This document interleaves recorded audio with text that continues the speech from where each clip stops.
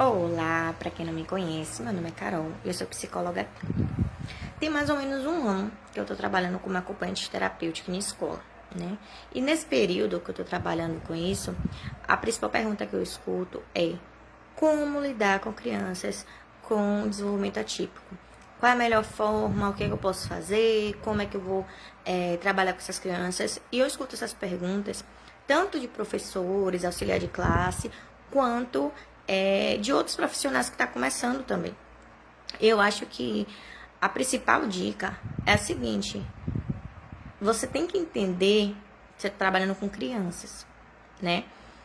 Você está trabalhando com crianças que são diferentes umas das outras. Cada criança é diferente uma da outra, né? A gente não pode pegar uma caixinha e colocar as crianças com desenvolvimento típico aqui, pegar a criança com desenvolvimento atípico e botar em outra caixinha, pegar uma criança com TDAH e colocar em uma caixinha, pegar uma criança com autismo e colocar em uma caixinha. Não é assim que funciona, né? É importante, o principal é saber que quando você trabalha com criança, você vai trabalhar com uma criaturinha, né? Que às vezes bate, às vezes morde, às vezes chuta, às vezes belisca, às vezes grita, às vezes chora, né? E você tem que entender que isso tem a ver com ela e com o processo dela de aprendizagem, com o tempo dela de aprendizagem e muito pouco com você, né? Na maioria das vezes, essas crianças é a forma que ela tem de se comunicar. O bater, o chutar, o chorar é a forma de se comunicar. E isso eu tô falando de todas as crianças, né? Então, quem trabalha com criança, de modo geral, tem que ter essa compreensão de que crianças fazem isso. São comportamentos de criança, né? E que cabe ao adulto e ao profissional direcionar, compreender, né? Principalmente compreender e direcionar esses comportamentos. O AT, que é o acompanhante terapêutico, ele tem estrutura, né? Não é uma coisa que a gente faz no nosso achismo, lógico. Eu já até falei disso em outro vídeo. A gente tem uma estrutura, a gente usa técnicas específicas, a gente usa programas específicos, né? Para manejo de comportamento, para aprendizagem, enfim.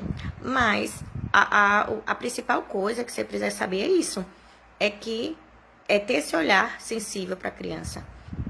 Outra coisa é conseguir ver as dificuldades da criança, conseguir ver os desafios que essa criança está enfrentando, mas também ter a sensibilidade de identificar o potencial dessa criança, identificar as qualidades dela, o que ela já tem de qualidade e qual é o potencial que ela tem para desenvolver essas qualidades. Porque muitas vezes as pessoas, até mesmo os profissionais, ficam muito engessados nos problemas, nas dificuldades, nas deficiências de cognitivas.